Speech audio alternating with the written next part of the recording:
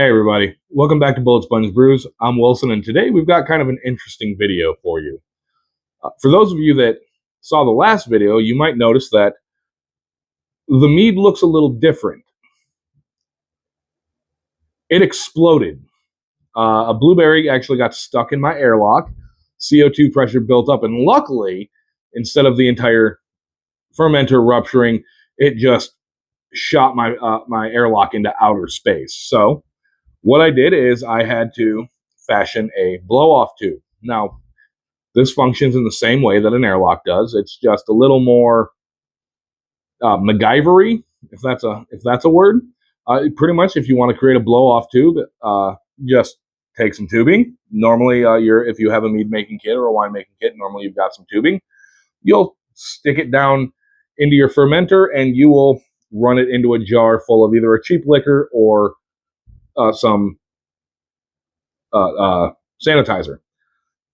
Now, this is actually a cup that my wife got when she was in the hospital, and I noticed that the one of the holes was just big enough that I could stick the end of the tube in and it would hold it in place. That way I didn't have to worry about trying to jerry-rig it to make sure it didn't fall out.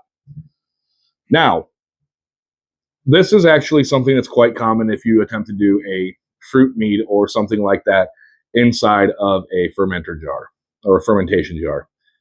So just keep that in mind. It's perfectly natural. It happens. But for the first little while of your ferment, you might need to actually run a blow-off tube. Now, to the meat itself, this thing is fermenting quite rapidly. I don't know if you guys can see it in here, but I've got a bubble coming out of this tube about every half a second.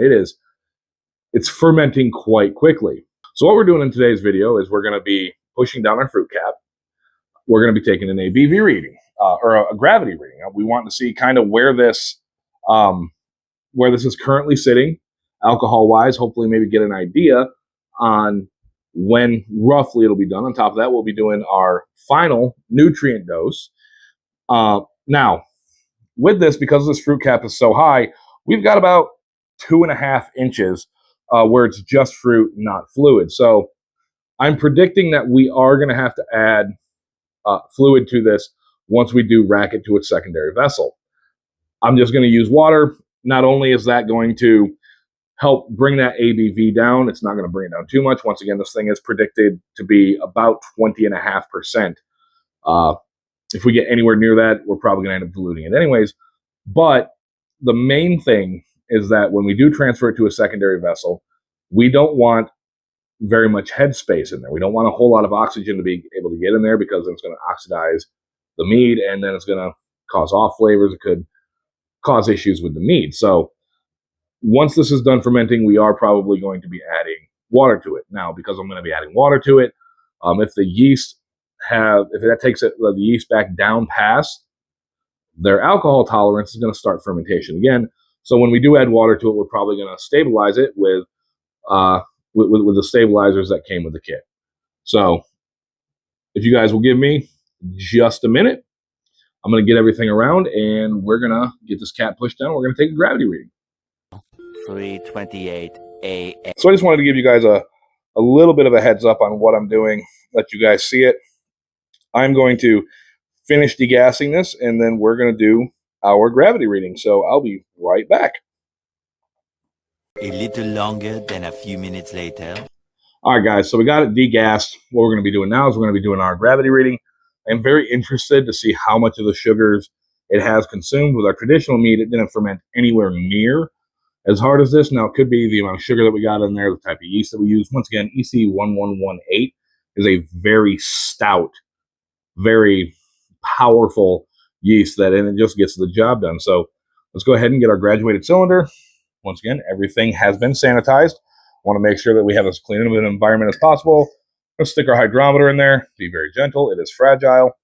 And then I'm going to go ahead and try to get past this fruit cap. Oh. And we're just going to fill it up.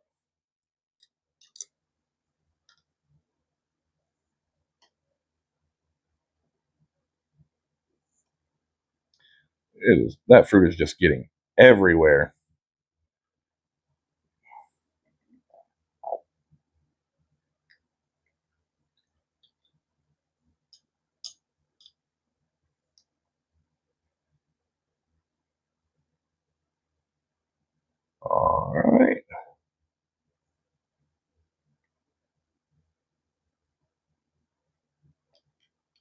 And there we go.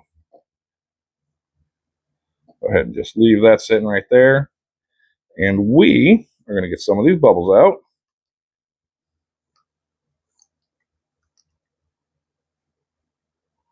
Spin it once again, just trying to get it to release all of those bubbles. And we are sitting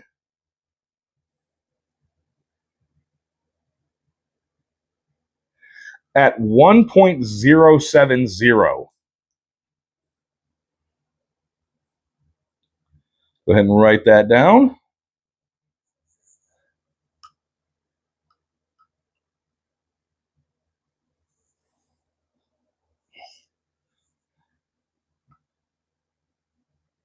Pour that back in.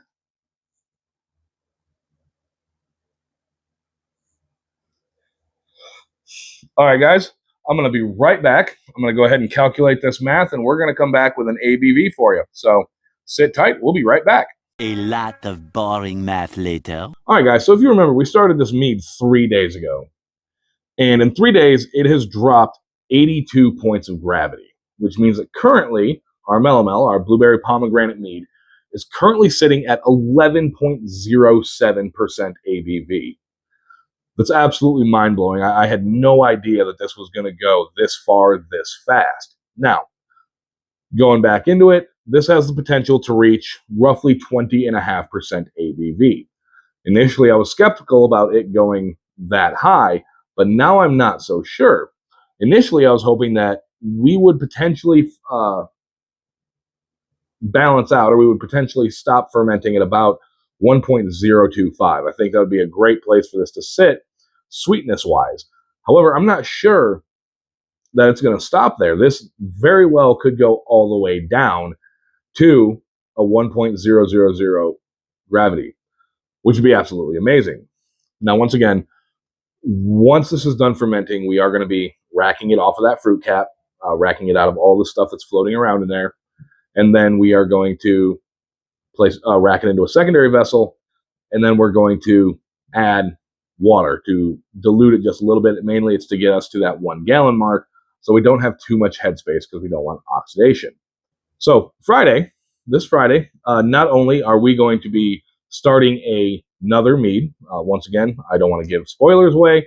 I'm super excited about this one. This is probably the one that I'm looking forward to the most. We're also going to do potentially what is our final check on our Melomel. Once it gets too far, I don't want to open it too much and expose it to too much oxygen. So this Friday will probably be the last time we crack this open until it's done fermenting. And then we'll be starting our next mead on Friday. Once again, I'm Wilson, and this is Bullet Sponge Brews. I want to thank you for joining me today. The support that I've been shown so far in my endeavors of doing this has been absolutely phenomenal, and I can't tell you guys how much I appreciate it. So hopefully I'll see you in the next one. Thank you. Have a good night.